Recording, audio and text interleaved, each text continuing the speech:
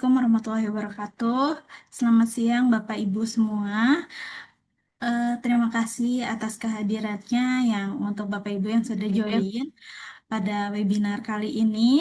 Sambil menunggu peserta lainnya, izin saya mulai terlebih dahulu ya Bapak Ibu.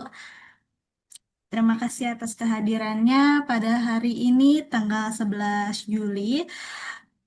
Akan dimulai webinar dengan judul Why Cost Overrun Are Inevitable Unless You Fix This, yang akan dibawakan oleh Bapak Jufran Helmi yang sudah hadir pada siang hari ini, dan akan ada pembukaan dari Bapak Rifkiandi Darajatun dari IAFMI. Selamat datang Bapak.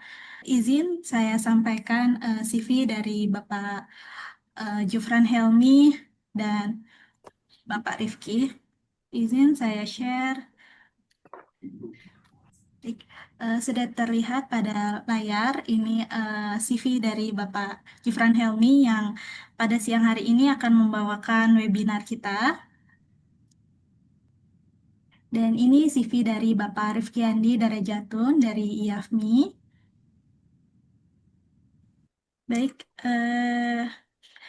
tanpa berlama-lama lagi, mungkin akan saya lanjutkan pembukaan dari Bapak Rifkiandi. Silakan Bapak Rifki untuk waktunya. Baik, selamat siang. Suara saya terdengar. Selamat siang, Pak Rifki. Selamat siang. Salam sehat, salam sejahtera bagi kita semua. Perkenalkan, saya Rifki Andi Darajatun dari Ikatan Ahli Fasilitas Minyak dan Gas Bumi Indonesia.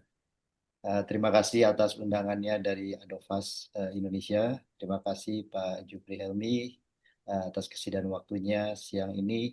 Kita berkolaborasi antara IAFMI dengan Adovas dalam konteks sharing pengetahuan atau pengalaman yang dari narasumber kita Pak Jupri Helmi ini. Kami sangat berterima kasih atas kesempatan waktu dari para hadirin, para peserta webinar ini di hari Sabtu siang yang cukup challenging gitu ya. Di saat orang lain libur, tapi kita masih dapat bersilaturahmi dan mungkin bertukar pikiran atau sharing pengalaman. Gitu ya. Sebelumnya saya bermaksud memperkenalkan IAFMI. Jadi IAFMI itu adalah Ikatan Ahli Fasilitas Migas Indonesia. Ini sudah berdiri sejak tahun 2013. Jadi secara misi IAFMI itu ada beberapa ya. Pertama adalah sebagai sarana networking dari para profesional di industri minyak dan gas. Dan juga tentunya kami bermaksud untuk memfasilitasi adanya kemajuan teknologi dan peningkatan kapabilitas dari para profesional migas di Indonesia agar dapat terus bersaing. Tidak hanya di Indonesia tapi juga di dunia internasional.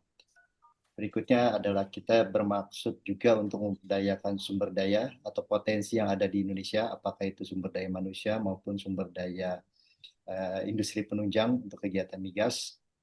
Dan dengan adanya para anggota IAFMI yang cukup berpengalaman, kita juga ingin membangun satu pusat ilmu dan pengetahuan, khususnya di bidang fasilitas migas di IAFMI ini.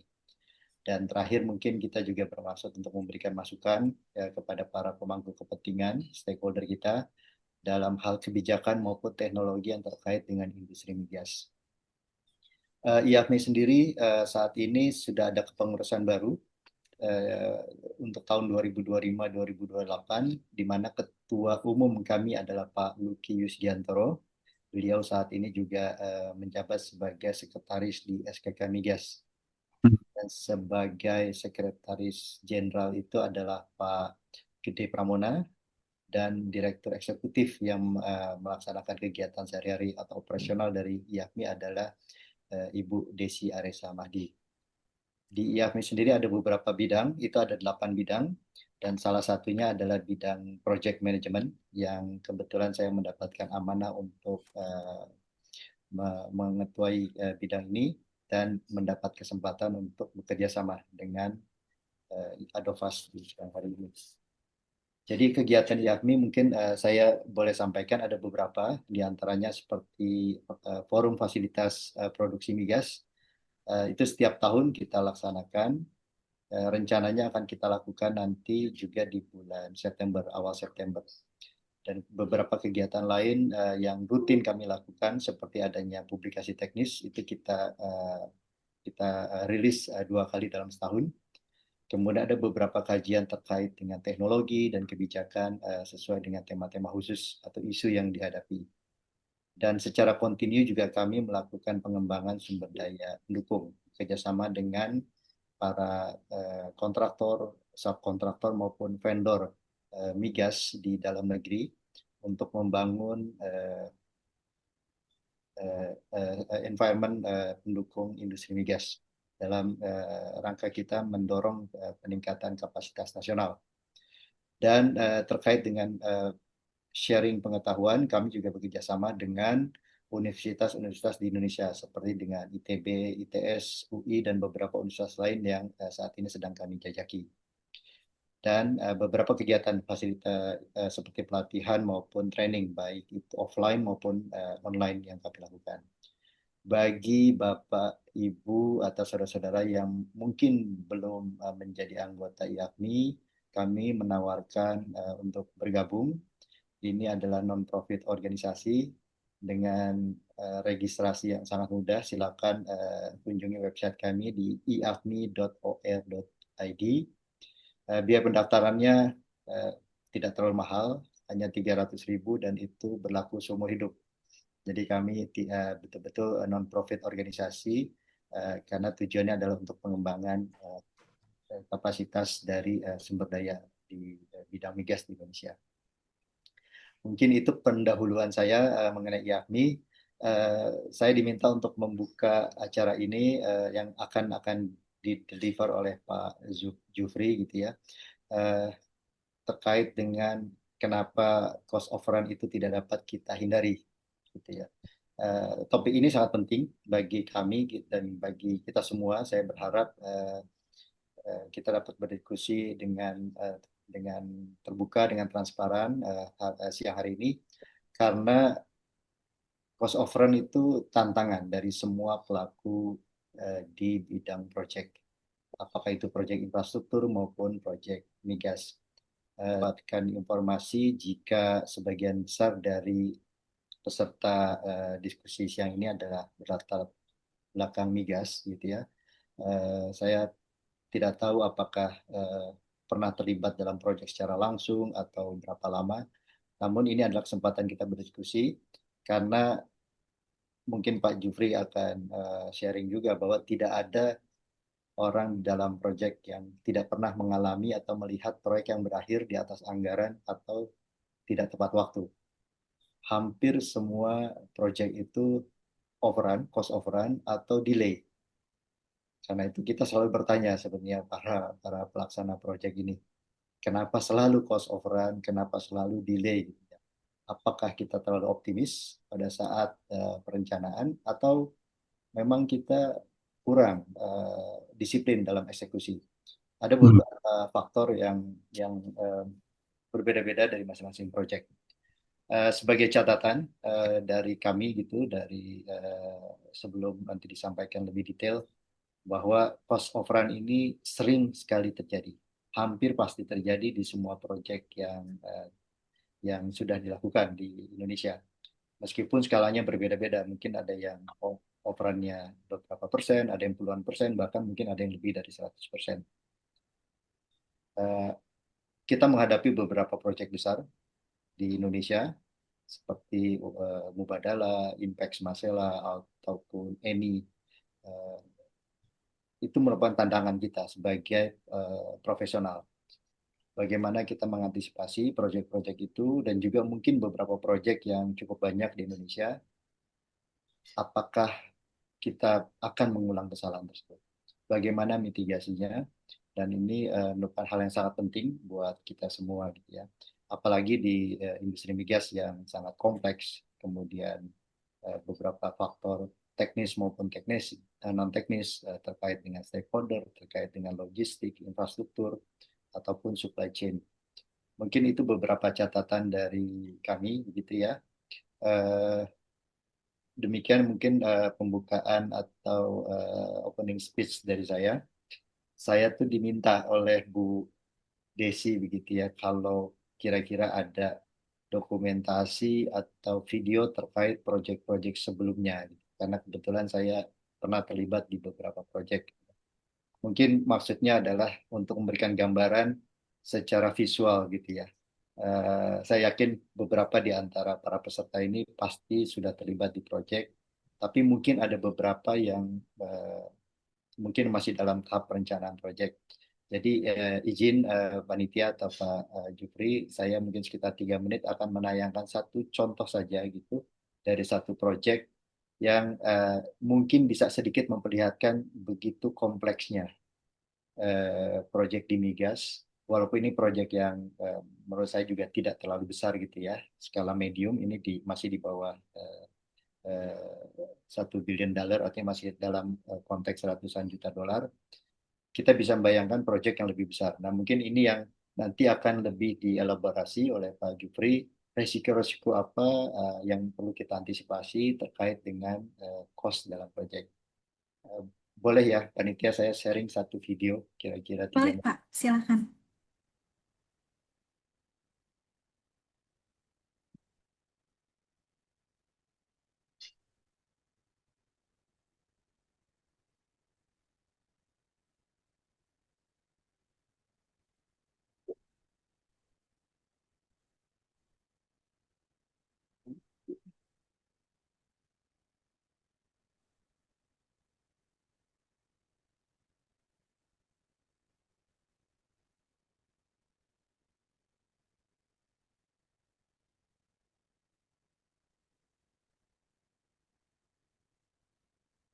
Uh, Mungkin Belum. saya ada kendala. Oke, tidak apa-apa. Saya rasa mungkin nanti saja gitu ya. Saya ada setting yang perlu saya set, tapi saya nggak mau buang waktu. Mungkin saya serahkan dulu ke panitia. Mungkin nanti kalau ada kesempatan saya akan sharing. Silakan Pak Jufri, saya serahkan. Terima kasih. Ya, Baik, terima kasih Pak Rifki. Mungkin nanti videonya bisa di-share setelah materi dari Pak Jufran ya Pak. Izin, silakan Pak Jufran untuk dimulai materinya. oke. Terima kasih Pak Rifki atas kata pengantarnya. Kalau tadinya kita berharap bukan hanya sekedar kata pengantar, tapi artinya memang dari role dari Pak Rifki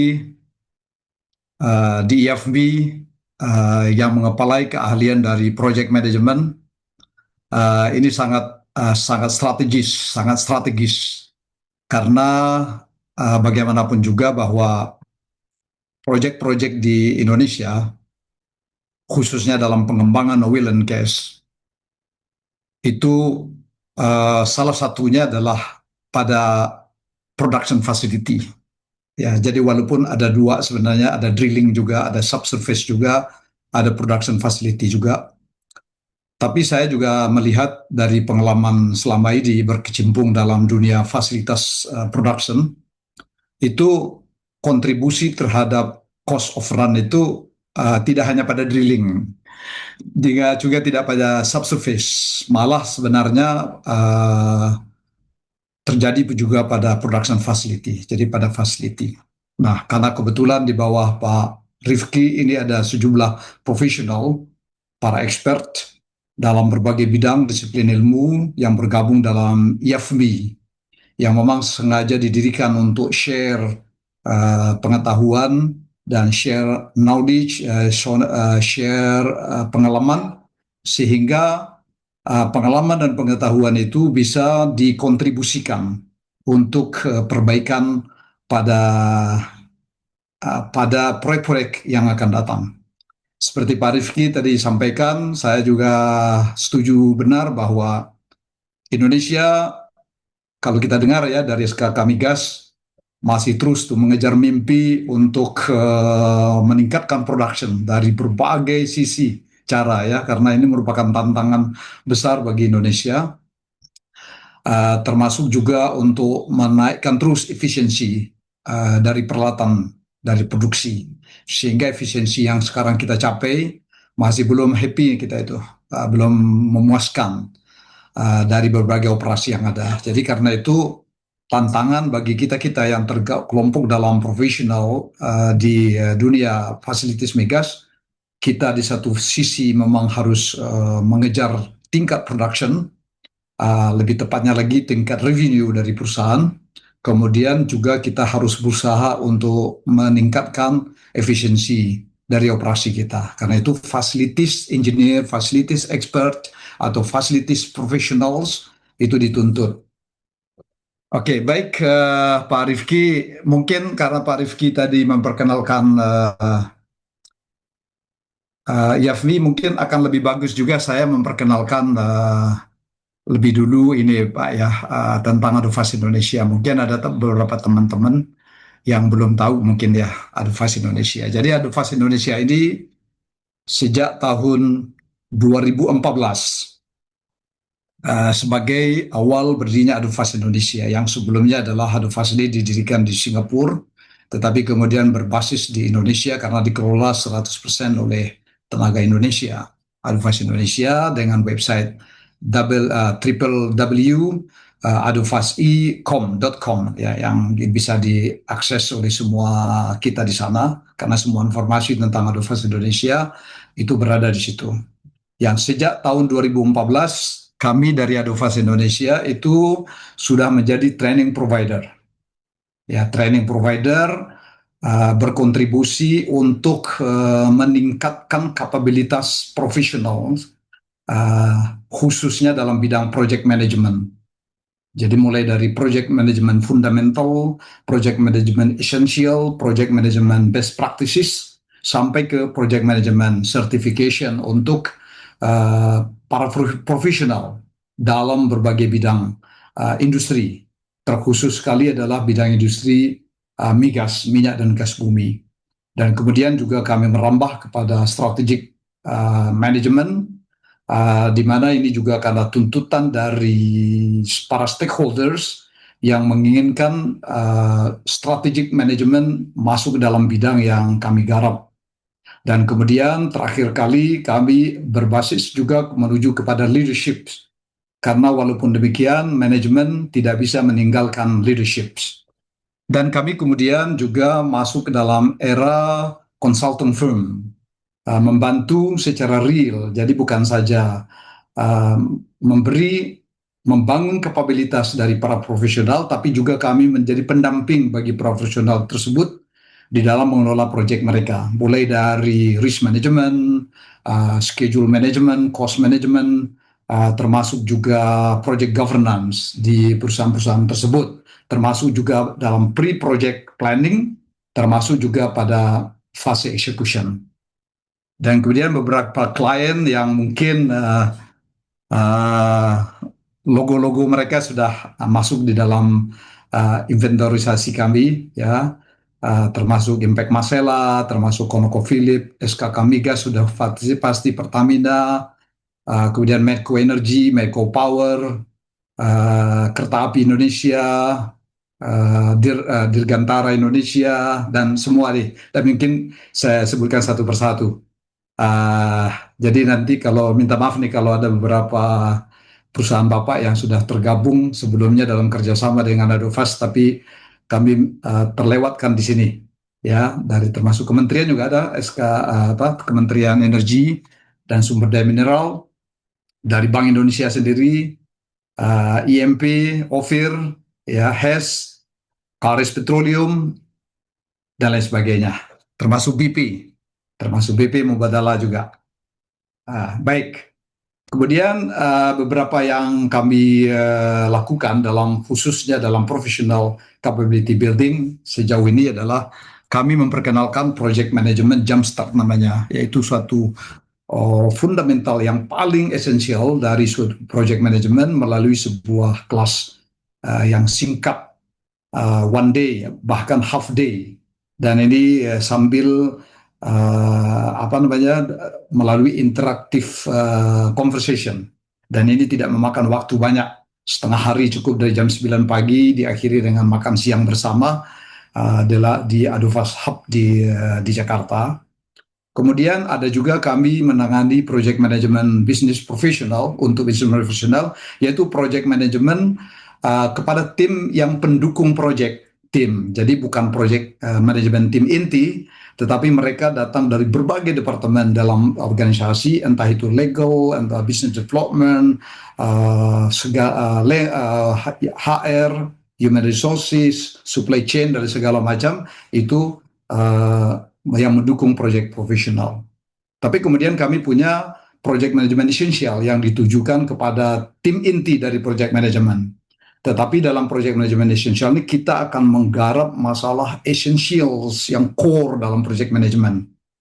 Lalu kemudian lebih spesifik project management best practices yang mencakup berbagai macam topik, misalnya scope, quality, scheduling, planning and control, cost, finance, value management, earn value management, EVM, juga risk dan resilience, resource dan procurement, stakeholders, communication, APC project management, baik untuk owner tentang APC project, karena banyak owner sekarang menggunakan kontrak model APC di samping kontrak jenis-jenis lain. Tapi juga khusus ini juga cocok untuk APC kontraktor sendiri, untuk ketika mereka berhadapan dengan para owner yang menggunakan APC kontraktor.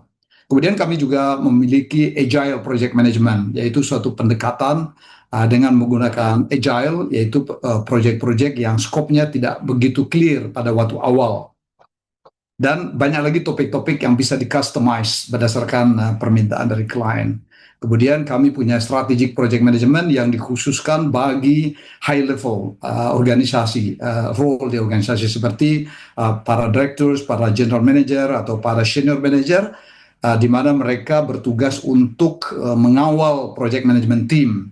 Mereka adalah project governance, atau bisa juga mereka adalah project steering committee yang akan mengawal lebih langsung kepada tim project management, agar tim project management itu berjalan sesuai dengan rule dan objektif yang mereka desain pada waktu awal sekali. Kemudian selain dari project management fokus, kita juga ada project management, mungkin saya mulai, ini Jumpstart tadi, yaitu program setengah hari saja untuk membahas tentang core dari project management. Kemudian project management profesional, project management for business professional, ini digunakan untuk tim yang non-dedicated project management team, tapi mereka adalah support dari project management dari berbagai fungsi mereka di dalam perusahaan, baik human resources, marketing, engineering, mungkin juga legal, administration, dan segala macam. Tapi yang ini adalah untuk project management team yang dedicated, yang full time ke dalam project management. Dan kemudian ini adalah best practices yang membicarakan berbagai aspek yang lebih detail untuk project management team, baik itu scope dan quality, scheduling, cost, finance, value management, earn value management, risk and resilient management, resource dan procurement management, stakeholder communication, APC project management, termasuk agile project management. Dan kemudian ini adalah strategic project management yang kami peruntukkan untuk high level organization role, yaitu project governance, project general manager, senior manager, yang mengontrol efektivitas dan efisiensi dari project management team, agar project management team berjalan di atas rule yang benar sesuai dengan strategi perusahaan, dan juga mengejar objektif dan goal dari perusahaan. Dan ini intensif untuk strategic project management, dan ini adalah program yang lebih spesifik untuk para profesional, yaitu sertifikasi untuk PMP, CEMP, PMI, ICP, dan lain sebagainya dari Project Management Institute, dari lembaga internasional, dari Project Management Institute dari United States of America. Kemudian kami juga menawarkan ESG dan sustainability untuk mengejar kepatuhan kepada 17 SDG, Sustainability Standard dunia untuk proyek-proyek yang berlevel besar. Kemudian juga business acumen bagi para bisnis profesional untuk paham tentang financial literacy dan risk untuk project management team. Dan yang terakhir adalah project leadership. Baik, teman-teman, Bapak dan Ibu, kalau ada yang bertanya tentang Adovas, silahkan diajukan dulu melalui chat ya. Chat sementara ini. Saya masuk kepada materi dari proyek kita dalam webinar pada hari ini yang tadi sudah diantarkan oleh Pak Rifki. Mungkin Pak Rifki juga nanti di akhir ini akan men-share beberapa data mungkin ya yang jelas. Yang judul yang kita angkat hari ini adalah Why Cost Overrun Are Inevitable. Ya, jadi kalau kita Indonesiakan, mengapa sih cost overrun ini selalu saja tidak bisa dihindari ya. Selalu saja tidak bisa dihindari. Dan pengalaman saya 35 tahun di proyek, mungkin Pak Rifki 30 tahun di berbagai proyek, baik proyek kecil maupun proyek besar, aneh bin ajaib begitu ya. Selalu saja setelah project owner atau project governance atau project committee menandatangani apa yang dinamakan final investment decision, ya, mereka memutuskan bahwa proyek ini go, silahkan dieksekusi, dan mereka menetapkan satu angka, ini proyek kita, cost-nya seperti ini. Dan cost seperti ini itu tidak main-main karena kaitannya itu terhadap profitability dari proyek, ya kan?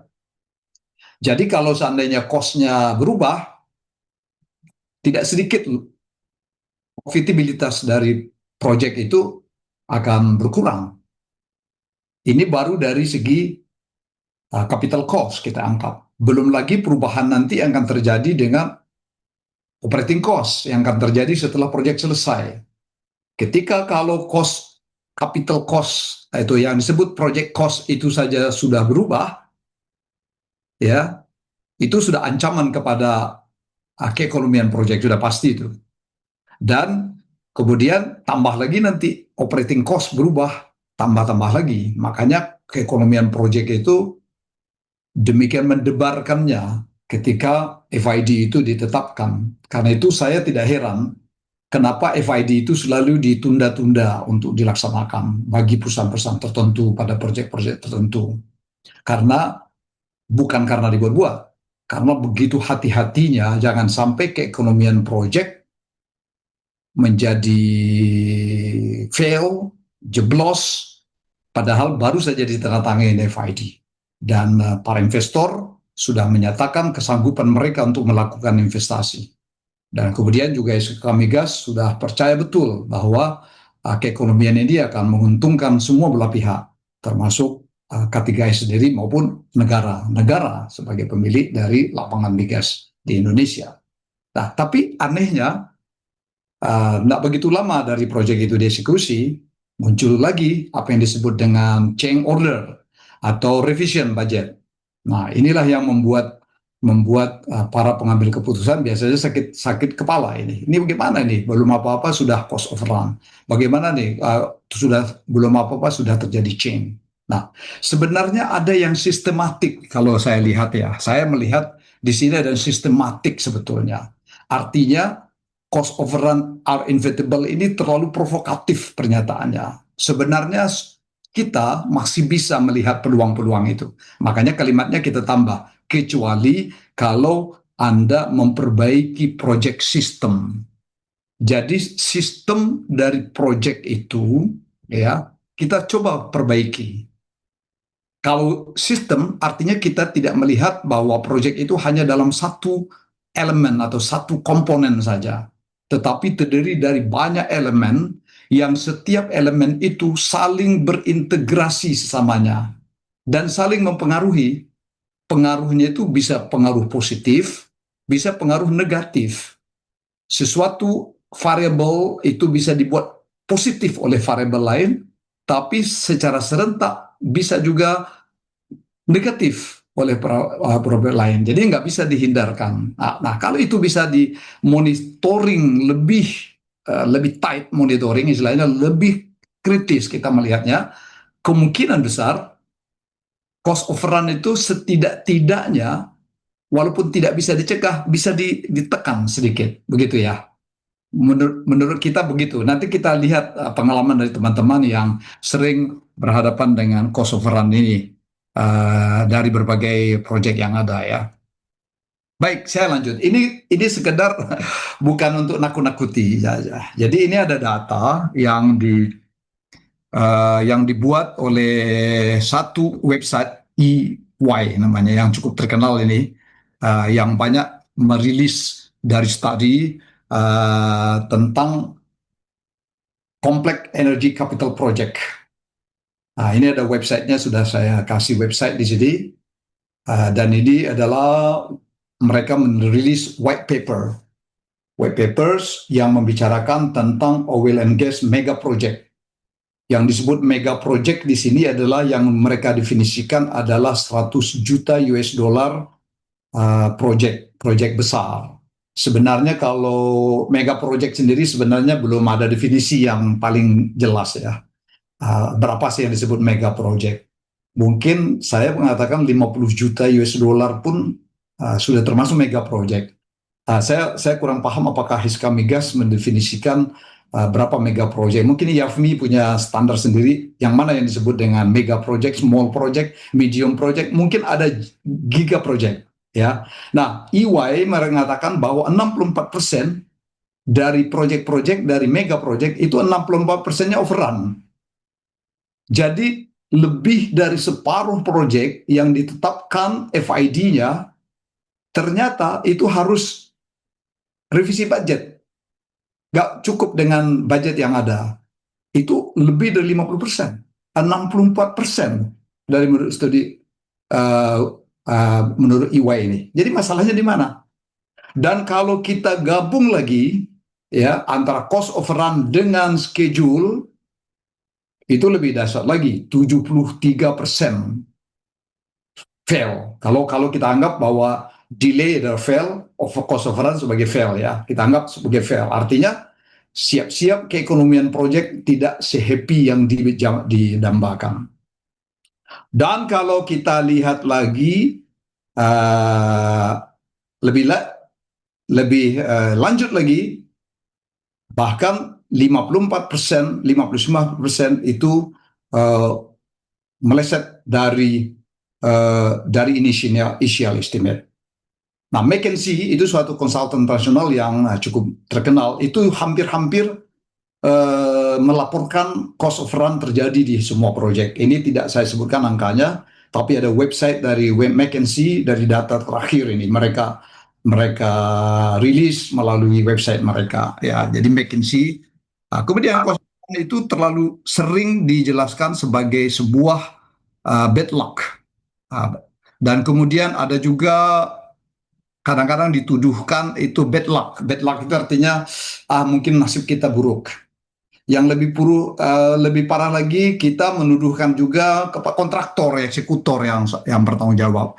Jadi eksekutor, para kontraktor itu tidak menjalankan sesuai dengan komitmen yang sudah mereka tanda tangani. Dan lebih spesifik, bukan saja kontraktor, bahkan eksekusi dituduhkan sebagai penyelenggara, sebagai penyebab utama dari cost overrun. Nah, ini salah satu studi yang banyak dipakai oleh di dunia kita. Iron Law, mungkin pernah dengar ya, Iron Law of Mega Project, yang dirilis oleh satu tim Dr. Ben Flierberg dari Oxford University. Ini ada websitenya, jadi budget overrun. Dan kemudian dalam Iron Law itu dalam sebuah studi yang mereka kenal over budget, overrun, over budget, over time, and over again. Itu sebuah nama studinya. Dan kemudian dia mengatakan 9 dari 10 rule, yaitu 90% dari large project, infrastructure, dan capital project mengalami cost overrun. Dan kemudian dia juga mengatakan kalau triple success itu digabung, yang disebut triple success itu adalah cost, schedule, dan benefit atau keekonomian yang benar-benar cocok. Ketiga-tiganya itu hanya 0,5% sukses. 0,5%, bukan 1% pun. 0,5% sukses, di mana cost overrun, schedule, dan benefit itu menggabung. Nah, ini yang saya kutip dari Flybird Project Database. Jadi yang dia bilang kalau cuma cost overrun 47,9%, kalau digabung dengan apa, ini yang suksesnya ya, 47,9 ini adalah yang suksesnya. Yang gagalnya berarti 63 lebih ya, 63 berapa ini? Lebih ya, 67. Kemudian di sini yang sukses kalau digabung dengan overtime, dengan schedule sekalian. Kalau dengan benefit, suksesnya hanya 0,5%. Baik. Nah, coba pertanyaan kita yang selalu kita tanyakan di dalam gate review, dalam berbagai tanda, kita mengapa terjadi cost overrun? Kalau saya mengatakan pertanyaan ini sebenarnya sudah terlalu blaming ya. Kalau kita nanyakan mengapa itu artinya seolah-olah kita mencari siapa yang bertanggung jawab dengan project overrun ini. Apakah desainer, para engineer yang telah yang kurang tepat mendefinisikan peralatannya, teknologinya, sehingga nanti teknologi itu nggak pas dan kemudian redesign, atau cost estimator yang tidak memahami aspek-aspek teknis, yang dipaksakan cost estimator yang tidak berpengalaman itu melakukan estimasi terhadap proyek. Jadi misalnya salah tempat, mereka sebenarnya dari civil engineer kemudian disuruh mengestimate untuk proses engineer atau instrumen engineer. Ini contohnya ya. Kalau saya lebih cenderung untuk memperbaiki pertanyaan itu, why waste unrealistic cost baseline approve? Kalau saya mengatakan, mengapa sih cost baseline yang tidak realistik itu akhirnya tetap di-approve laju ke FID? Nah, mungkin itu lebih jelas ya, karena di sini bukan saya engineer yang bertanggung jawab, tapi juga para pengambil keputusan, para reviewer, para gate review, mungkin juga para decision maker dalam ketika gate-nya itu. Sehingga dari gate ke gate itu sepertinya diputuskan go, go, go, go. Dan akhirnya go benar ketika FID terjadi. Nah, mungkin begitu. Sehingga ini tidak melibatkan para planner saja, eksekutor apalagi, termasuk juga governance. Ya, governance yang melakukan approval. Jadi saya katakan bahwa saya tidak mengatakan bahwa eksekusi tidak terlibat. Ya, saya yakin pihak eksekutor terlibat, kontraktor ikut berkontribusi, tetapi jangan hanya melihat kepada eksekusi saja. Coba kita lihat root cause yang mungkin memulai semua peristiwa buruk ini berlabuh ke kita. Nah, sehingga saya katakan mungkin saya ingin mengatakan bahwa cost overrun itu secara fisik ya sebenarnya bisa dihindari. Dihindari 100% tidak, pasti tidak. Karena kita membicarakan masa depan. Sesuatu proyek itu kita berhadapan dengan black area, gray area. Tidak semuanya berada di dalam area yang terang benderang ketika kita melihat ke depan. Banyak gray areanya, banyak black spotnya atau black spotnya. Tetapi coba kita lihat bahwa secara sistematik sebenarnya kita bisa melihat. Yang pertama adalah scope cost overrun itu bermula dari scope is immature. Ketika scope didefinisikan, sebenarnya dia belum matang sebetulnya. Jadi kita misalnya kita di dalam oil and gas kita biasa membagi proyek itu menjadi eksekusi dan pre-eksekusi kan. Mungkin kita tahu semua itu ada eksekusi dan pre-eksekusi. Dan pre-eksekusi ini yang selalu kita gunakan istilahnya itu adalah development process atau yang disebut juga dengan front end loading, FEL, atau dengan berbagai nama. Dan sebenarnya di dalam sistem yang kita buat, yang dikenal di kita di Indonesia, di proyek-proyek Indonesia, itu setidak-tidaknya dibagi menjadi 3 stage atau 3 fase. Fase pertama adalah feasibility study, fase kedua disebut pre-feed, fase ketiga disebut feed.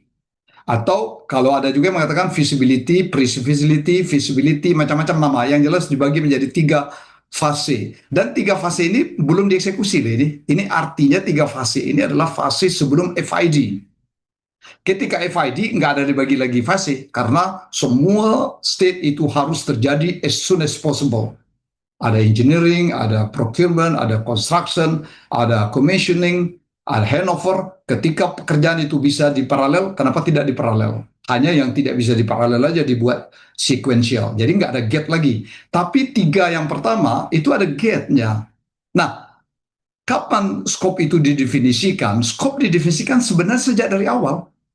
Sejak dari fase feasibility sudah didefinisikan scope. Tetapi skop yang harusnya dicapai pada masa fase pertama itu seolah-olah tidak dihiraukan, langsung loncat ke fase kedua. Skop itu belum matang betul. Kemudian masuk, berharap nanti fase kedua akan mematangkan skopnya pada basic design. Ya, padahal ada elemen yang secara feasibility itu masih belum ada. Lalu loncat lagi ke fase ketiga. Nah, ketika sudah di fase ketiga ini didorong-dorong agar cepat FID, didorong cepat-cepat agar FID. Dan akhirnya benar-benar terjadi FID. Nah, ketika FID, udah nggak bisa lagi. Bahwa secara komitmen, kontrak, dan segala macam, itu semua sudah harus terjadi. Karena akhirnya tim eksekusi tergopoh-gopoh. Babak belur kalau dalam istilah Betawi, babak belur dalam melaksanakan pekerjaan eksekusi dari proyek itu ketika di masa eksekusi dilaksanakan. Jadi tidak dimanfaatkan scope maturity dari setiap stage itu tumbuh secara proporsional dari setiap state. Itu menurut saya sebagai bagian pertama dari scope immature. Jadi scope immature itu tidak hanya immature ketika dari fase ketiganya saja masuk ke FID, tapi secara historical sejak dari fase pertama, skop itu sudah mengalami ketidakmatangan. Yang kedua, risk. Risk tidak dibaca secara priced. Risk hanya dikuantifikasi saja. Risk hanya dinilai saja dalam arti oh nanti ada risk ini, ada risk ini. Kemudian di skala 1 sampai 5, 1 sampai 5. Ya, kita mengatakan, kita menghitung probabilitasnya. Kita menghitung probabilitasnya, kita menghitung atau likelihood-nya, kita menghitung impact-nya. Tetapi terlalu dipaksakan dengan kualitatif risk analysis. Bukan tidak perlu, tetapi ketika risk itu tidak di-priced, tidak dikonekkan dengan price, maka efeknya kepada cost tidak nampak. Jadi ketika risk, harusnya risk diterjemahkan ke dalam bentuk uang. Kalau ini terjadi, maka berapa banyak uang saya harus gunakan lagi. Kalau ini benar-benar tidak terjadi, maka berapa banyak uang yang bisa saya hemat dari anggaran saya. Jadi seperti itu harusnya berpikir kalau kita berpikir secara price. Kemudian juga estimated tidak diperlakukan sebagai yang estimasi tidak dilakukan sebagai yang dijanjikan. Jadi artinya proses estimasi itu tidak dilakukan secara benar. Nah, seharusnya kan estimasi itu ada kelas-kelasnya. Jadi misalnya di fase awal kita membuat estimasi kelas 5. Kemudian di fase berikutnya atau kelas 5 dan kelas 4 lah. Di fase kedua kita melakukan estimasi kelas 4 atau kelas 3. Tapi di fase terakhir kita harus mengusahakan estimasi kelas 3, di mana dalam estimasi dinamika kelas itu ada variabel-variabelnya, ada inputnya, ada output, ada consideration yang harus dimasukkan di situ, dan ada lagi ketentuan di mana cost estimasi itu harus menggunakan mekanisme yang disebut dengan BOE, Basic of Estimation. Basic of Estimation, di mana di dalam Basic of Estimation itu benar-benar dipilah mana cost yang benar-benar memiliki data yang valid atau data yang sudah bisa diverifikasi atau data yang masih berupa asumsi atau benchmark dari tempat yang umum. Nah, ketika kita campur aduk semuanya ini, maka terjadilah keabu-abuan dari cost estimasi itu. Kemudian kontingensi itu tidak dinegosiasikan secara terus terang. Jadi kontingensi kita campur dengan cost baseline, dan kontingensi itu tidak dinegosiasikan seberapa banyak kontingensi yang harus kita pakai. Dan kemudian government reward approval, yaitu governance itu get review, itu langsung reward approve, tetapi tidak berdasarkan realistik yang ada. Dan change control dilakukan terlalu telat change control. Seharusnya ketika FID ditandatangani, change control langsung berlaku. Mungkin pada fase awal change control belum diberlakukan, tapi change management harus dilakukan ya.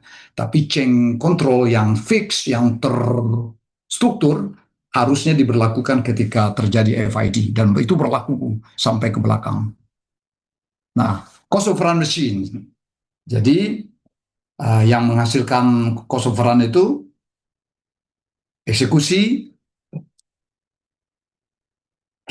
Saya bukan membela orang eksekusi, tapi saya ingin mengatakan bahwa eksekusi tidak menyebabkan semua overrun. Ini semacam tidak juga membela diri bahwa kami dari para eksekutor tidak juga mengaku bahwa kami tidak berkontribusi terhadap overrun ada, tapi ingin dikatakan secara lebih fair bahwa eksekusi memang memberi kontribusi kepada cost overrun karena inefisien, kontraktor juga inefisien, dengan berbagai macam sebab sehingga terjadi perubahan lingkup kerja, pengajuan lingkup kerja, perubahan lingkup kerja. Tapi yang lebih parah lagi sebenarnya bahwa cost overrun itu sudah ada potensinya sejak dari fase-fase awal, yaitu sebelum eksekusi dimulai.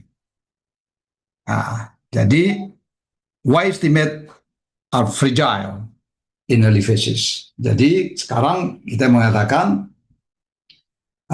early estimate are not budget. Ini yang perlu kita katakan bahwa early estimate sebenarnya memang bukan budget. Jadi budget baru kita approve ketika pada FID. Kita belum mengapprove budget eksekusi ketika di fase awal. Kalaupun kita membuat budget di fase awal, budget untuk state itu aja. Jadi misalnya state 1 ada budgetnya, state 2 ada budgetnya, state 3 ada budgetnya. Tapi budget untuk eksekusi itu di-approve pada masa FID. Dan semua budget itu berasal dari estimasi. Jadi estimasi dari awal, estimasi di tahap kedua, tahap ketiga itu bertumpuk menjadi budget. Dan low maturity estimate itu adalah merupakan risiko, ya, risiko. Jadi early estimate didasarkan kepada project definition yang terbatas.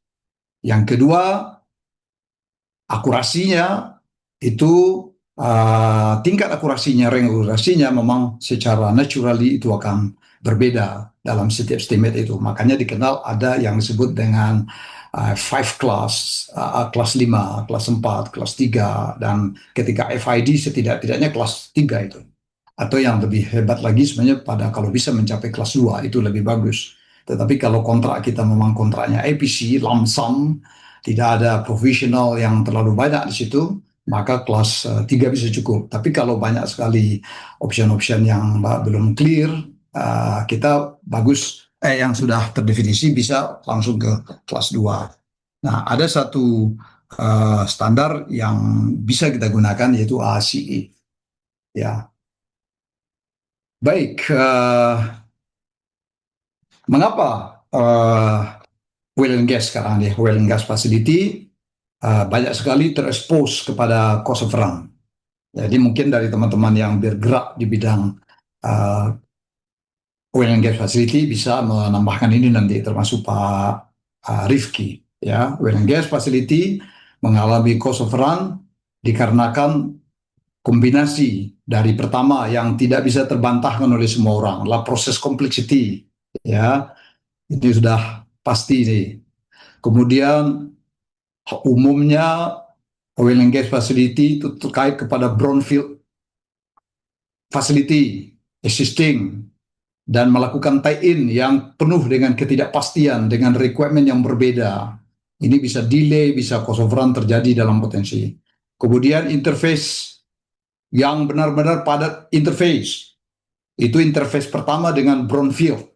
Belum lagi interface ketika proyek itu dibagi menjadi multi-kontrak, interface dengan drilling team, interface antara kontrak satu dengan kontrak dua, apalagi kontraknya berbeda. Yang satu dengan kontrak EPC, yang satu dengan kontrak non-EPC.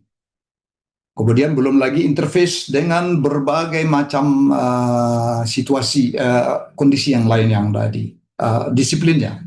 Kemudian adanya long lead equipment, ada equipment yang tidak bisa dibeli pada masa eksekusi, too late, terlalu lambat, bisa tidak selesai proyek. Karena itu dia ditarik ke depan, diputuskan ketika di fase kedua atau di fase ketiga harus segera dibeli. Kemudian remote site logistik. Kita tahu bahwa proyek-proyek pengembangan migas tidak hanya di tempat-tempat yang strategis, bahkan di tempat-tempat yang tidak ada infrastrukturnya, di tengah hutan belukar, di tengah laut lepas. Itu remote site, jadi penuh ketidakpastian di situ. Regulasi, stakeholder constraint. Regulasi, ingat, bukan hanya regulasi negara, juga regulasi lokal, regulasi regional, apalagi kalau diadakan misalnya di negara lain, itu regulasi negara antar negara. Kemudian contracting dan claim exposure, ya contracting strategi pasti, karena kontrak tidak mudah menegosiasikannya. Kontrak tidak semuanya lump sum, banyak kontrak lump sum plus professional, kontrak lump sum dengan berbagai macam catatan-catatan. Nah ini susah karena beberapa kontrak ini memang aneh gitu ya, tidak semuanya mudah dikerjakan. Kemudian market eskalasi itu sudah tidak aneh di kita karena harga berubah. Dolar misalnya berubah, currency berubah. Saya ingin menyebutkan beberapa tempat ya, bahwa cost of run tidak selalu technical. Oke, jadi saya ingin sebutkan bahwa ini gambar, lebih tepatnya digambarkan ini. Jadi kalau kita gambarkan dalam Ishikawa diagram atau fishbone diagram, saya ingin mengatakan bahwa cost of run ini sebenarnya kontribusi dari banyak aspek, ya. Aspek yang pertama, aspek teknikal, ya. Ini mungkin sudah lumrah di kita. Incomplete design. Jadi desain ketika fase ketiga belum komplit. Ketika masuk fit, pre-fit belum komplit. Feasibility study, yaitu yang disebut dengan basic konsepnya belum jelas. Kemudian kuantitinya masih lemah, kuantitinya belum dihitung, sementara cost itu adalah fungsi dari quantity dan unit price, sementara quantity belum bisa semuanya dikuantifikasi. Kemudian unclear baterai limitnya di mana di batasnya, sebelah utara, sebelah mana, sebelah selatan, dan ini nggak jelas, tidak clear maksudnya, dan itu dipaksakan untuk diestimasi, yaitu aspek teknikal, dan akhirnya digunakan apa yang disebut dengan engineering judgment. Bukan salah engineering judgment, karena engineering judgment tidak bisa dihindarkan, karena tidak semua data teknikal bisa kita komplitkan pada waktu masa fit misalnya. Jadi masuk akhirnya menjadi cost of run. Tapi ada juga masalah ekonomi. Ekonomi itu adalah yaitu business case yang harus masuk. Jadi artinya cukup tidak cukup refer kepada business case yang sudah disiapkan dari awal. Jadi dipaksakan business case itu konstan dari awal. Business case dibuat ketika masih proses ideation, ketika proyek masih sedang dipertimbangkan, dibuat business case, ekspektasi, tapi kemudian tidak direvisi ke belakang dan dipaksakan semua cost harus refer ke situ. Jadi cukup tidak cukup dicukup-cukupkan. Nah, ini dipaksa untuk mengikuti business case atau suatu psychological aspek, ya, yaitu serba optimis yang muncul di para pengambil keputusan. Kita bisa ini cukuplah. Nah, nanti bisa kita revisi belakangan. Atau masalah aspek kontrak, ya, kontrak ini sangat tergantung ini karena kontraknya EPC itu penuh dengan risiko ketidakpastian di dalamnya. Kontrak cost plus fee itu banyak ketidakpastiannya. Kemudian cost lump sum juga kadang-kadang masih juga diselipkan professional aspeknya, itemnya. Kemudian political, ini udah nggak aneh ya, baik political organizational, yaitu approve pressure, di mana approval menekan terus, segera, dipercepat. Kemudian stakeholders, di mana stakeholder mendesak, cepat lakukan. Sementara culture, ya, weak challenge cultures, yaitu kebiasaan kita, budaya kita untuk segan untuk men-challenge. Ya, jadi kita segan men-challenge itu. Jadi ketika teman kita sudah menemukan angka segitu, ya kita nggak berani atau segan lah untuk men-challenge. Udah kita percaya aja. Padahal sebenarnya kalau kita challenge akan banyak sekali peluang untuk ditemukannya potensi. Nah, tapi saya ingin mengatakan good news-nya juga, itu kan berita-berita buruk ya. Kita harus fair bahwa ada good news. Cost of run itu tidak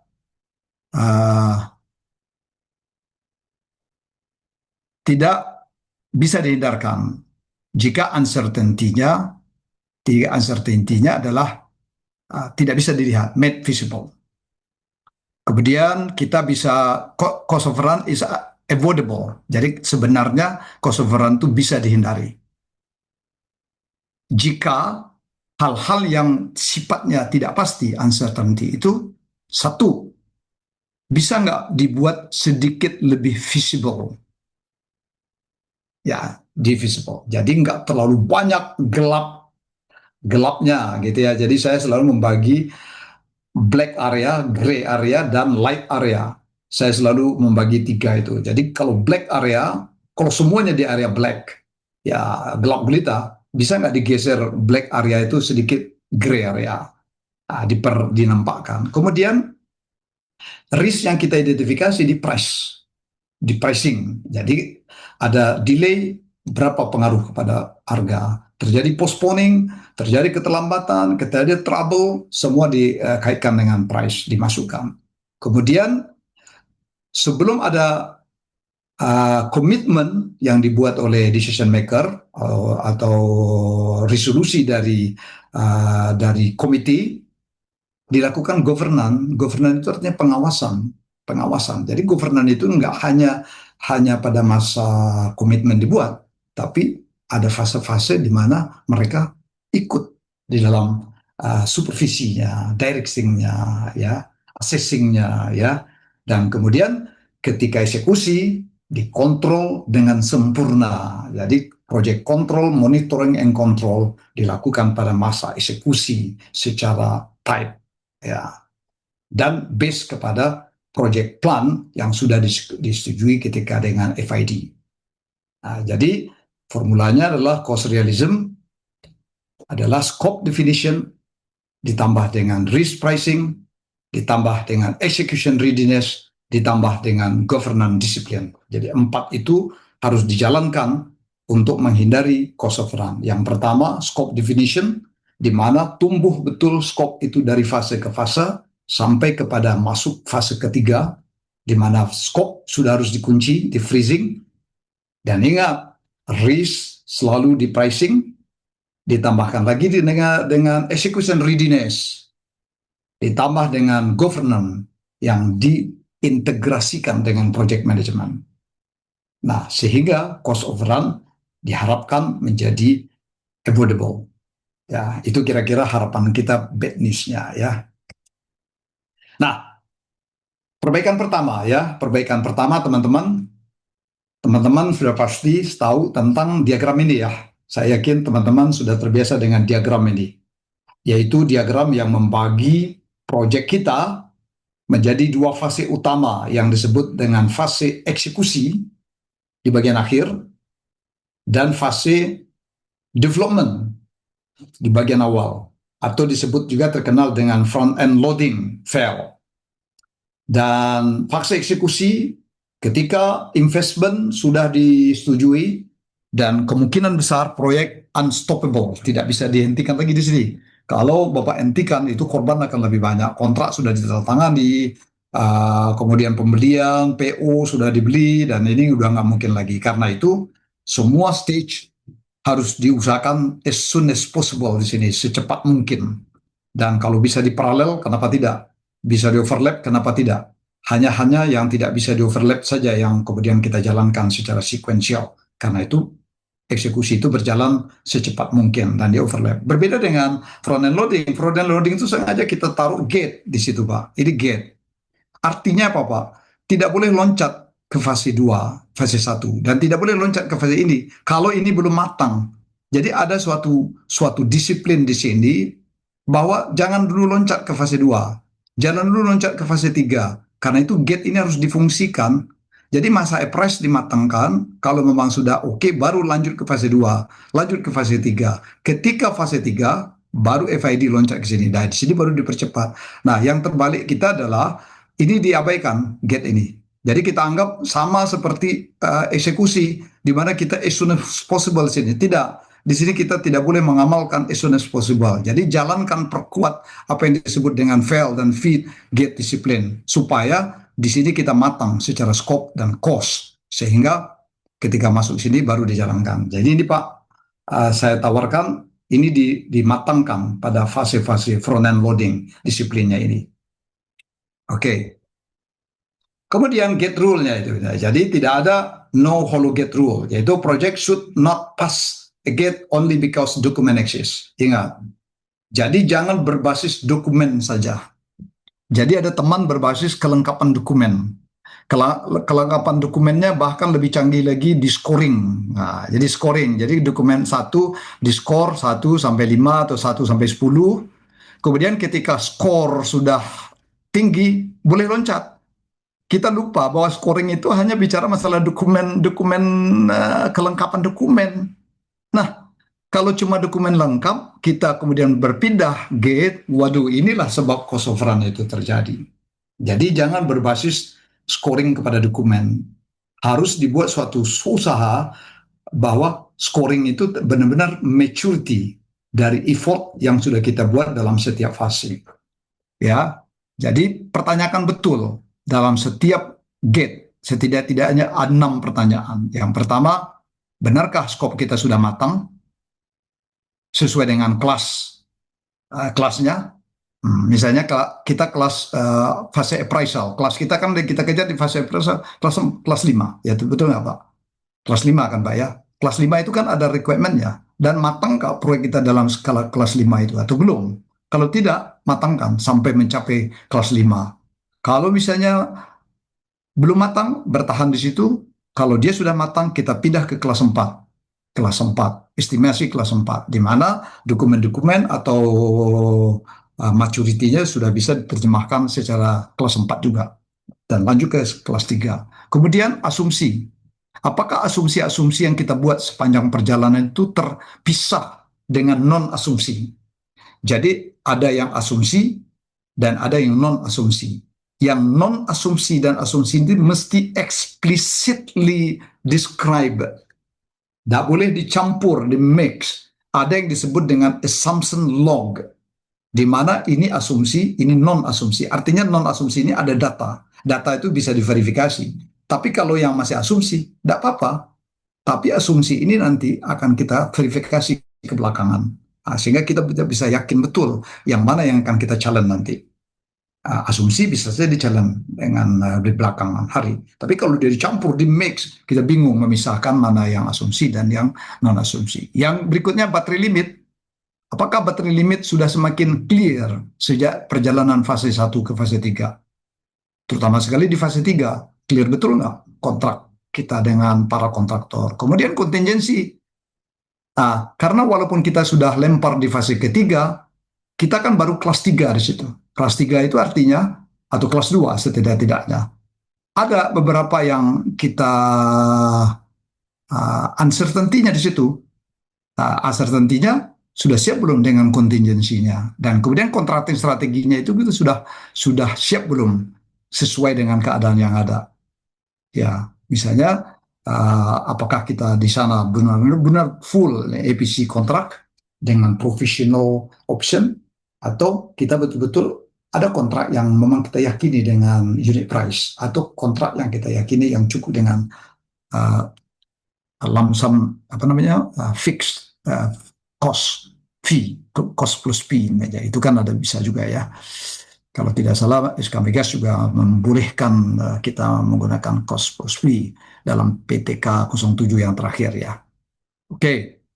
Kemudian independent challenging. Artinya ini yang budaya kita harus kita lawan nih. Bahwa budaya kita tidak biasa di challenge. Ini sekarang kita tawarkan challenge. Jadi tim project harus berani mengundang para challenger ya. Jadi dari berbagai disiplin. Kalau saya dari disiplin project 1, kenapa nggak diundang dari teman-teman dari project 2 untuk men-challenge? Hanya 1 hari atau setengah hari pertemuan, mari kita bongkar ya. Mari kita bongkar. Coba lihat kelemahan-kelemahan, harus berani mengatakan di challenge di mana kelemahan titik kita. Tentunya dengan tim yang kita undang itu tentunya yang disepakati juga tentang confidentiality-nya ya. Jangan sampai Anda membocorkan informasi kepada pihak yang tidak bisa dipertanggungjawabkan. Ini fix yang ketiga adalah dengan membagi anggaran yang secara benar-benar eksklusif dibagi. Jadi benar-benar harus dipisahkan mana yang benar-benar light area, yang saya bilang white area, noun, mana yang gray area, yang disebut dengan unknown, atau yang sedikit agak gelap disebut noun unknown, atau yang benar-benar fully gelap. Fully gelap itu unknown. Jadi kalau yang noun itu skopnya terdefinisi, bisa dikuantifikasi skopnya. Dan Anda bisa langsung menghitung base cost. Tapi ada daerah yang unknown, yaitu yang tidak bisa dikuantifikasi skopnya, sulit. Skop di laut dalam, skop di hutan belukar, atau daerah pergunungan, itu nggak mungkin dikuantifikasi. Tapi bisa diperkirakan dengan engineering judgment, dengan menggunakan pengalaman engineer yang profesional, mereka bisa menentukan berapa allowance yang kita berikan. Kita gunakan kemampuan engineering kita. Tapi ada daerah yang unknown, ini benar-benar dengan risiko yang diidentifikasi. Jadi benar-benar dia harus diadakan workshop untuk risk dengan mengundang para challengers tadi. Nah, itu akan keluar yang disebut dengan contingency reserve. Jadi jangan ditaruh presentasi saja. Oh, berapa rule of thumb 30%, 20%, jangan begitu. Diidentifikasi betul risknya, dihargai risk-risk tadi sehingga ketahuan jumlahnya. Nah, nanti kita bisa menggunakan referensi dari tempat lain atau dengan AICA. Wah, ini terlalu besar nih risk kita. Misalnya kita dapat 40%, sementara di AICA di wajarnya 30-20 ya. Sekarang kita koreksi di mana kelemahan kita dalam risk identifikasi. Jadi jangan menggunakan rule of thumb terhadap contingency. Nah, kemudian juga dengan unknown area, yaitu yang disebut dengan unidentified risk, yaitu risk yang walaupun Anda identifikasi dia terlolos, yang disebut dengan black swan. Nah, dan ini yang disebut dengan management reserve yang harus Anda tetapkan. Jadi struktur ini harus secara transparan di-declare sejak dari fase 1 sampai dengan fase 3 sebelum FID. Nah, yang keempat adalah tentunya execution readiness. Nah, ini kadang-kadang kita langsung kick off. Kita tidak bicara masalah execution readiness, di mana kita harus challenge ini benar-benar ready tidak. Secara design readiness, apakah desain kita ini benar-benar executable atau tidak, contractable atau tidak.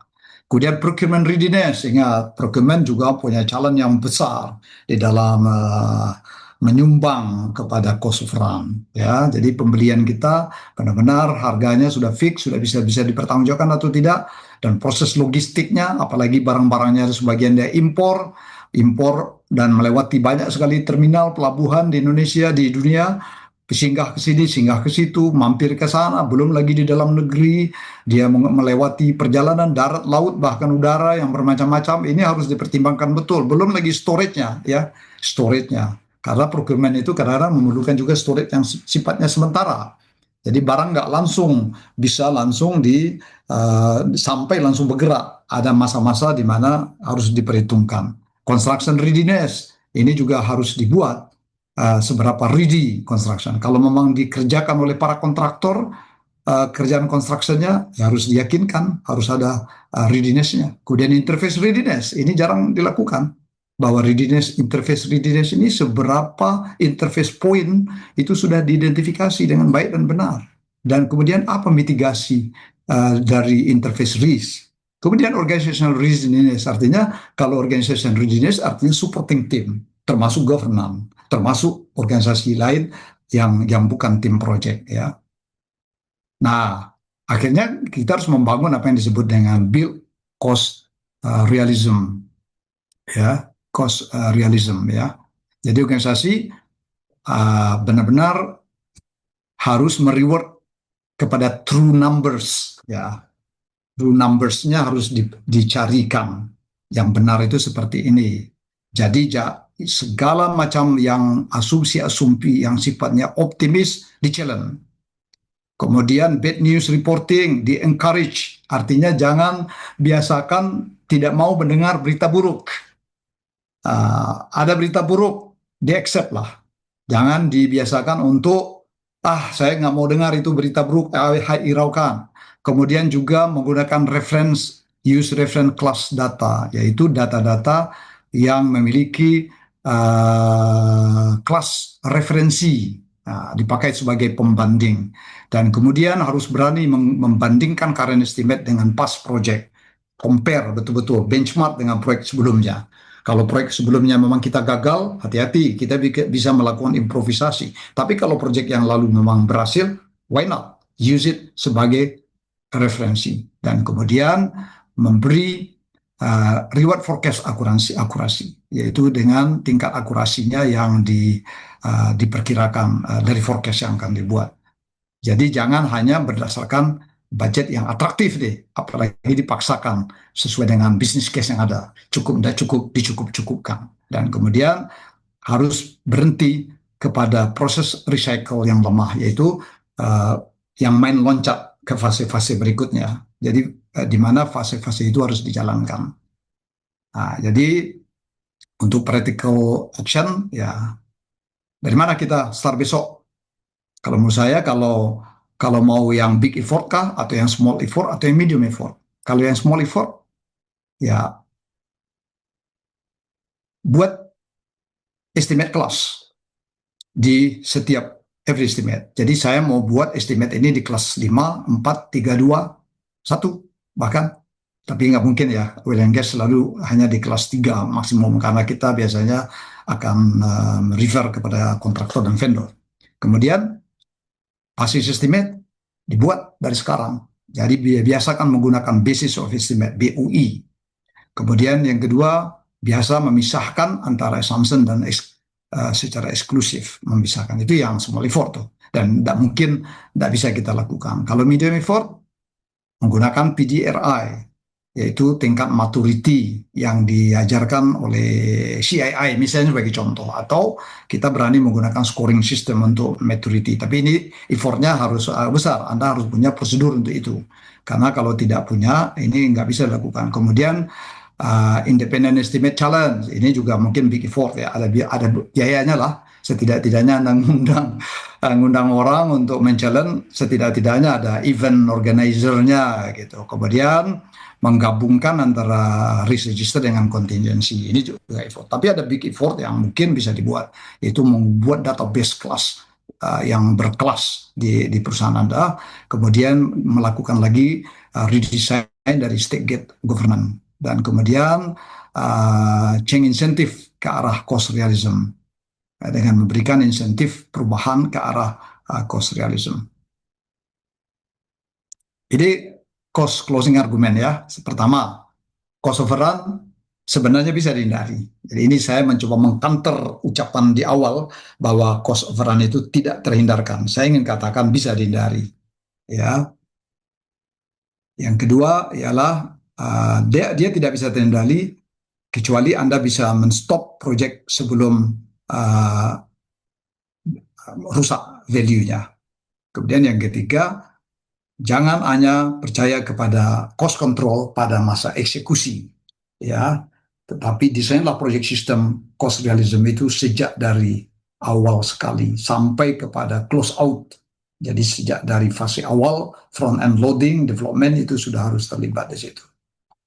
Oke, jadi ini tadi hanya melanjutkan untuk beberapa training dari Adovas yang memang kita juga membahas masalah cost of run di samping webinar-webinar seperti ini dalam beberapa yang sudah kita canangkan sampai dengan Desember nanti, ya. Kemudian beberapa yang akan segera diantaranya ialah misalnya Project Management for Business Professional di bulan Juli ini juga. Proyek yang kedua adalah konsep Project Management Essential. Kemudian juga kita akan bicarakan mind mapping dan kemudian juga scope and quality project belakang. Oke, saya kira mungkin Pak Rifki menambahkan terakhir atau langsung kita diskusi dulu dari teman-teman. Silakan Rul diatur bagaimana bagusnya tentang diskusi deh. Oke, baik. Terima kasih Pak Jufran atas penyampaian materinya. Bagaimana Pak Rifki? Apakah mau disampaikan videonya sekarang? Boleh, boleh. Baik. Terima kasih, Oke. Mbak Dros. Terima kasih Pak Jufri. Ya, Maaf, Pak Jufran, maaf, Pak Jufran. ya, ya, teman. Jadi memang saya sangat sepakat dengan yang tadi Bapak sampaikan semua. Memang jangan fokus di eksekusi, tapi intinya adalah di planning, Pak ya. Planning. Hmm. Mungkin saya sedikit tambahkan bahwa selain hal-hal tadi juga dari sisi kontrak kita harus amati secara cermat gitu ya pada saat persiapan kontrak, pada saat tender, memastikan semua aspek itu sudah tercapture, khususnya hal-hal yang terkait dengan unforeseen condition. Kemudian payment terms itu juga kadang ada satu kontrak terms di mana kalau kita payment yang nggak sesuai itu ada delay payment gitu ya. Nah itu cost overrun-nya yang mungkin kita nggak antisipasi di awal. Gitu ya. Jadi ada hal-hal lain yang kita secara komprehensif. Eh, saya hanya mau menyinggung satu hal yang tadi ada pertanyaan, how big is mega project gitu ya. Karena Ya, definisinya macam-macam gitu. Saya nggak tahu terus terang regulasi yang ada di Indonesia gitu ya terkait dengan hal itu. Tapi kalau kita lihat dari sisi uh, beberapa referensi tadi Pak Jufran sudah sampaikan dari EY ya kalau tidak salah. ya, Iwa ya. Hmm. Referensi yang bisa kita ambil dari Independent Project Analysis gitu ya. Mereka menyebutkan bahwa mega project itu di atas $1 billion. 1 bilion, oke. Jadi 100 juta masih masih medium lah ya. That's small project gitu kira-kira. Gitu ya. Saya kebetulan beberapa kali ada kesempatan diskusi dengan apa namanya IPA gitu ya dengan Edward Merrow. Jadi memang 45% itu project yang sukses dengan cost of run di bawah 10%. Ya, oke. Artinya 55% itu fail untuk mencapai target within cost atau within schedule. Dan ini khususnya ini spesifik gitu ya untuk industrial project, artinya oil and gas, refinery, petrochemical, gitu. Dan yang sifatnya adalah energi gitu ya. Infrastruktur di luar statistik tadi, yang mungkin kalau dimasukkan akan lebih besar lagi persentasenya, kira-kira gitu. Uh, Mungkin saya hanya sharing sedikit mengenai video. Ini video salah satu project yang sempat saya kerjakan mulai dari feed-nya sampai dengan handover ke operation gitu ya. Jadi di mana pentingnya kita memastikan semua itu dari awal sampai akhir. Uh, jadi ini semacam gambaran gitu ya di Sabtu sore ini sekedar informasi buat teman-teman yang mungkin mau mengerjakan project atau belum pernah mengerjakan proyek oil and gas, mungkin ini sedikit gambaran saja, memberikan visualisasi apa sih proyek itu dan banyak sekali faktor yang harus kita antisipasi untuk menghindari cost overrun. Saya akan share sekarang.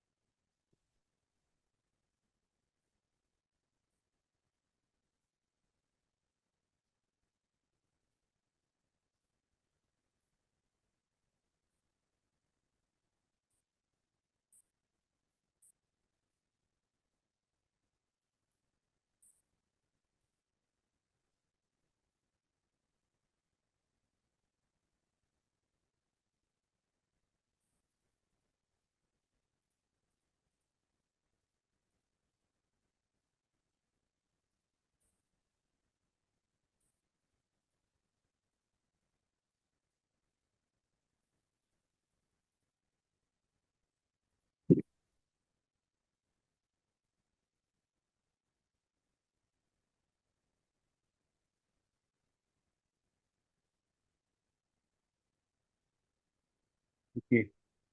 Ya, bagus Pak. Jadi kira-kira itu salah satu contoh saja. Jadi eh, ini proyek yang saya boleh consider sebagai cukup bagus gitu ya. Saya terima kasih sama tim saya sebelumnya. Ini cost of run-nya di bawah 5%, Pak. Walaupun bukan mega project. Ya, ya, oke. Jadi kuncinya adalah yang tadi disampaikan oleh Pak Jufran itu key-nya menurut saya untuk manage project secara baik ya. Tidak hanya supaya tidak cost of run juga schedule prolongation. Jadi yang tadi Pak Jufri sampaikan itu kami terapkan semua dulu gitu ya. Eh, dan Oke, we can deliver. Kira-kira itu sharing saya. Terima oke, kasih. oke. Baik. Oke, dari teman-teman sudah ada pertanyaan nih. Saya lihat Pak Rifki, mungkin bisa kita jawab sama-sama ini. Jawab sama-sama. Jadi dari Pak Adityo mengatakan inevitable pada risk artinya manajemen risiko nggak dilaksanakan dengan semestinya ya Pak. Kira-kira Pak Rifki, kira gimana Pak? Kira-kira memang apakah manajemen risiko bisa dianggap sebagai berkontribusi besar kepada uh, cost overrun yang terus-menerus terjadi itu Pak? Kira-kira Pak? Eh, betul Pak, saya sepakat bahwa risk management itu harus diterapkan. Dan tadi persis yang Pak Jufran sampaikan, di semua tahapan itu harus kita lihat risknya dan tidak hanya dilihat kemudian dibuat register gitu ya dan jadi Ya, orang heat map ke manajemen bahwa kita sudah ada risiko ini, tapi bukan, itu harus dikuantify. Itu harus dikuantify dalam bentuk angka gitu ya, apakah itu dalam bentuk schedule ataupun cost berapa, dan kita harus transparan. Tadi yang Pak Jutran sampaikan harus transparan, harus berani bilang yang kurang baik, yang mungkin not pleasing di the management, tapi kita harus bilang kenapa, supaya tidak ada optimism bias pada saat eksekusi. Jadi ya, oke. bahwa itu risk management harus dilakukan dan intinya transparan dan disampaikan dan dikuantify. Iya, ya, oke, sama Pak. Jadi Pak Adityo, saya kira sama jawaban saya seperti itu. Jadi risk management tidak bisa dijadikan hanya formalitas saja, risk register gitu ya, tidak bisa. Dia benar-benar dieksekusi secara baik dan benar. Oke, yang kedua adalah Pak Adityo nanya, emang ada rule of thumb untuk beberapa contingent reserve yang harus kita terapkan, khususnya untuk yang black area, yaitu black swan, yang tidak bisa diidentifikasi risknya. Kalau tadi itu ya, jadi kan ada yang bisa diidentifikasi risknya sebagai contingency reserve, tapi ada yang black swan, artinya yang tidak terjadi. Kalau Pak Rifki, pengalaman adakah rule of thumb untuk itu atau bagaimana Pak? Kalau Pak Rifki pengalamannya Pak? Kalau menurut saya sebetulnya tidak ada rule of thumb ya. Ya, Kan kebiasaan dari zaman dulu itu, zaman SMA atau zaman sekolah dulu, kalau bikin acara kontingensi 10%. Itu mindsetnya orang Indonesia itu seperti itu gitu. ya, ya, Tapi saya bukan di ya, situ. Sebenarnya kita rule of thumb-nya adalah quantify semua resiko. ya, Tapi ya, yang sudah teridentifikasi dan tadi Pak Jufran sampaikan dengan precisely bahwa kita harus tahu apa yang kita tidak tahu. ya, Tapi kalau oke kita ya, tidak harus tahu apa ngaku yang Pak ya. kita tidak tahu, ya itu adalah apa namanya black box-nya ya.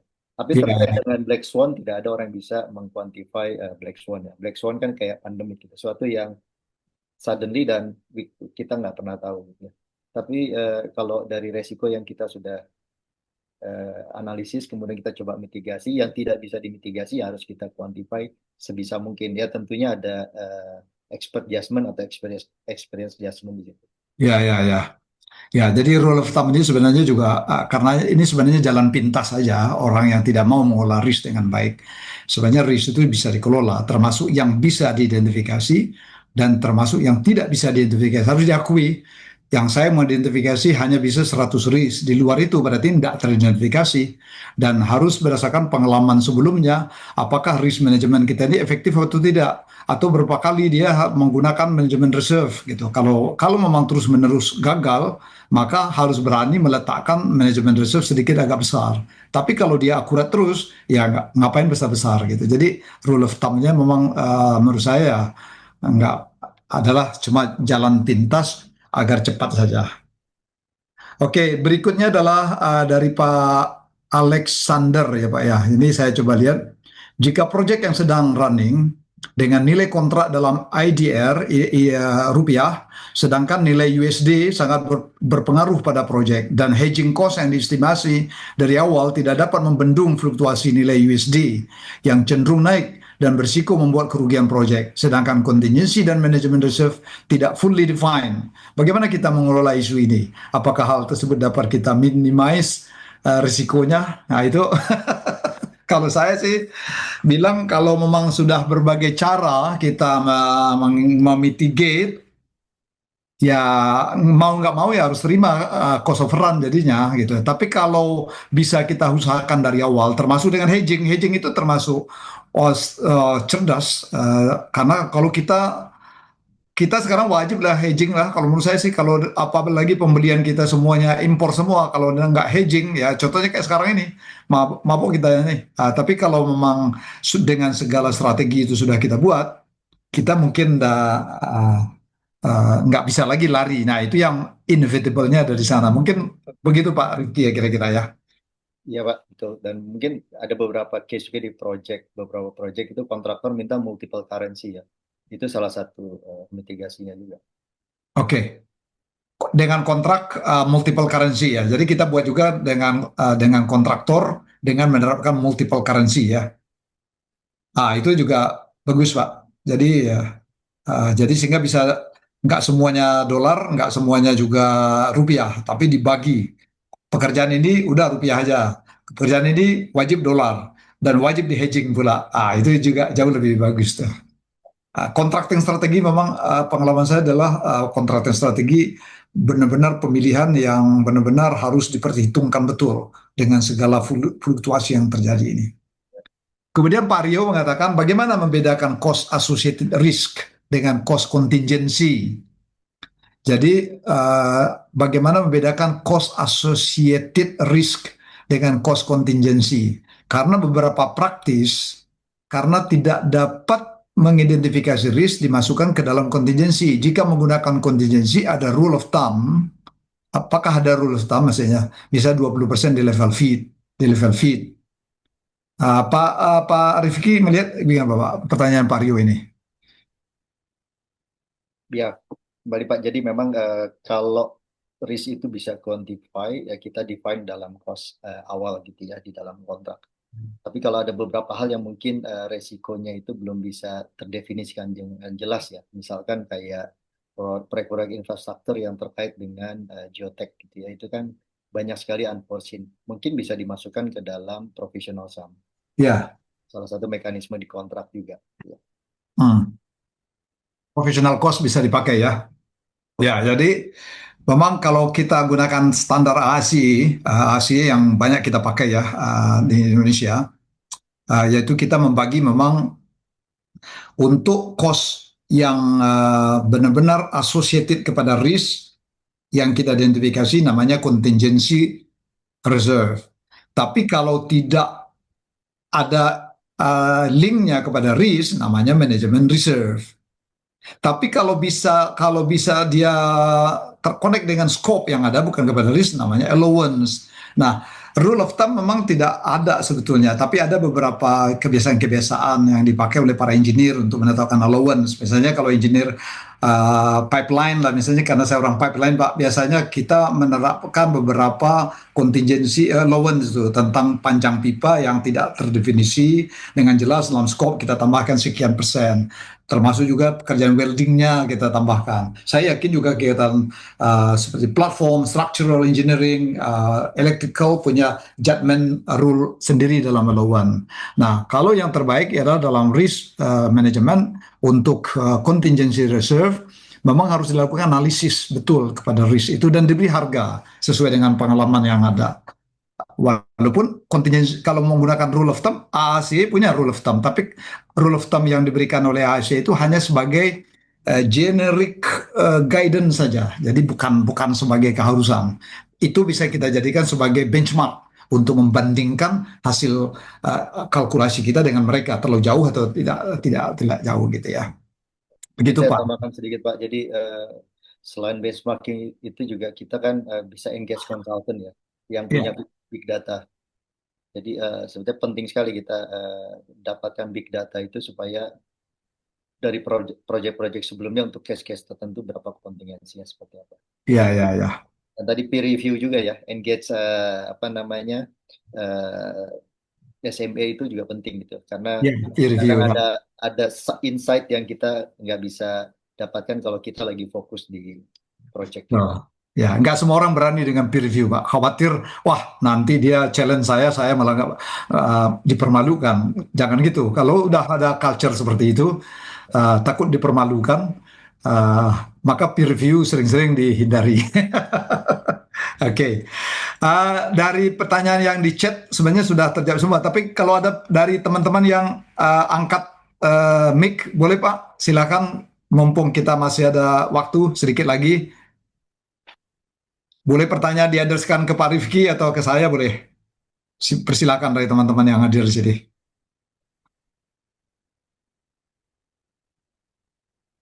Ini presentasinya sudah jelas kayaknya dari Pak Jufran.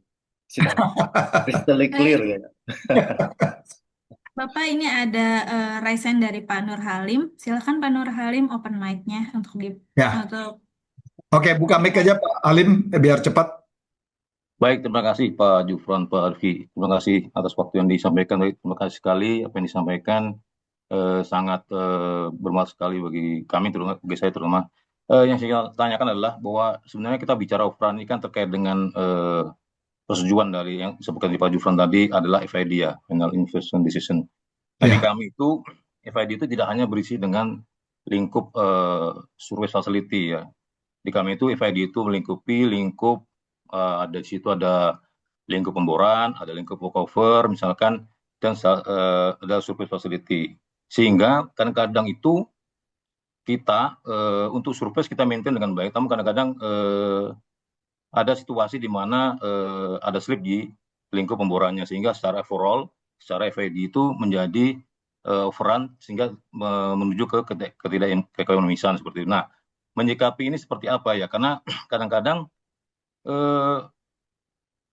project secara overall, kita bicara FID ya bicaranya, itu tidak jadi ekonomis ketika dinyatakan sebuah sumur ini misalnya tidak dry hole seperti itu, sehingga substitusinya tidak dikerjakan, sehingga FID-nya menjadi overrun, apa namanya, secara ekonomian menjadi minus seperti itu. Nah, kita yang biasa terutama di survei facility itu menyikapinya seperti apa ya Pak Jutvan, ada masukan seperti apa ya, karena memang itu sering terjadi karena di kami tidak hanya lingkup survei facility ya satu FID seperti itu ya.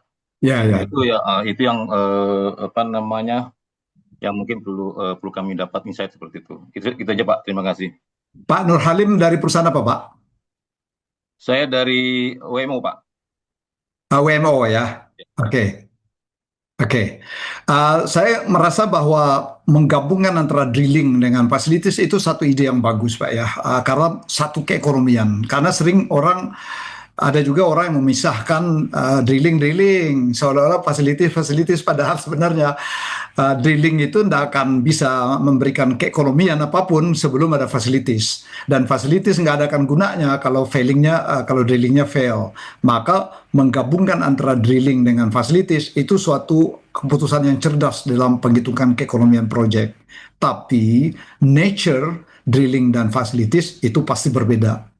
Pasti berbeda, dunianya berbeda. Karena itu kalau saya sih mengatakan bahwa harus ada uh, investment decision atau cost calculation yang berbeda, Pak. Keputusannya antara drilling dengan facilities berbeda. Jadi pertama contracting strategi berbeda itu antara drilling dengan facilities. Umumnya kalau drilling itu dengan cost plus P, sementara facilities itu dengan lump sum biasanya. Itu akan berbeda risikonya. Kemudian juga terjadi juga dengan pengambilan keputusannya. Kemudian data-data yang diasumsikan dengan data-data yang validated itu berbeda. Jadi karena itu saya mengatakan risknya harus berbeda menganalisanya. Itu kalau strateginya seperti itu Pak. Jadi lihat itu nanti risk mana yang benar-benar efektif yang dikerjakan oleh teman-teman drilling atau teman-teman facilities. Nah, itu jadi berlomba-lomba lah. Kalau memang drilling lemah dari risk management ya the next project harus diperbaiki. Kalau orang facilities yang lemah di next project harus diperbaiki. Jadi tapi jangan berharap risk analisis antara drilling dan facilities akan sama. Gitu menurut saya. Kalau Pak Rifki gimana Pak melihatnya dari pertanyaan Pak Halim tadi Pak? Ya, ya, saya sepakat Pak. Saya tambahkan juga sedikit bahwa di sini pentingnya seamless coordination ya antara semua tim itu. Dan juga tadi FEL yang tadi disampaikan itu, gate-gate itu kita harus disiplin. Jangan move kalau kita nggak yakin atau terlalu banyak asumsi gitu ya. Jadi kita harus disiplin di gate. Jadi decision makingnya itu robust di situ.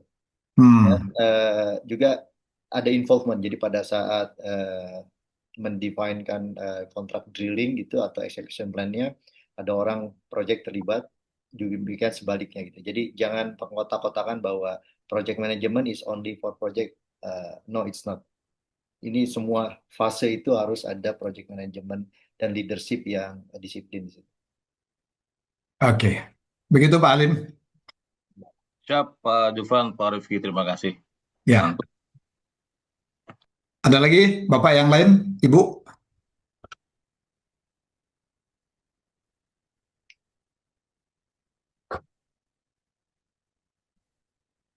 Oke, Pak Rifki kelihatannya sudah ada yang nggak ada bertanya nih. Mungkin ada closing statement lah dari Pak Rifki mungkin sebelum kita close out, kira-kira. Eh, ya mungkin dari saya tadi sudah di cover semua dalam presentasi maupun diskusi kita. Kembali bahwa project management atau mengelola resiko yang terkait dengan cost dan schedule gitu ya. Kalau kita bicara schedule juga, namun karena hari ini hanya cost gitu ya, kita itu sebetulnya banyak sekali faktor itu. Yang penting adalah kita menerapkan proses itu dengan prudent ya, tidak terburu-buru dalam decision making karena ketergesa-gesaan itu menimbulkan resiko di kemudian hari gitu ya, Oke, jauh lebih besar. Dan jangan mengalihkan resiko atau mengabaikan resiko karena itu hanya semacam bom waktu saja gitu ya. Jadi dan kita harus pakai teori balon bahwa kalau kita pencet di sini pasti ada yang gembung di sana. Jadi oke, bagaimana balance semua ini dengan bijak itu dalam project execution. oke. Baik. Oke, terima kasih Pak Rifki. Itulah kira-kira dari teman-teman semua. Oke. Saya kira terima kasih banyak ya absensi. Nanti ada feedback ya. Kami minta Pak Bapak semua tolong di share Nurul apa feedback dari teman-teman. Termasuk nanti feedback karena kita nanti akan mengundang banyak sekali pihak di dalam webinar-webinar ini. Mungkin dari teman-teman YAFMI, dari mungkin juga IAMPI, teman-teman yang lain, baik dari perguruan tinggi maupun dari swasta, akan kita undang di dalam webinar kita untuk sharing ilmu untuk bangsa kita ini. Tolong dimohon kesediaan untuk mengisi feedback dari agar ke depan kita bisa bertemu dalam webinar yang akan datang.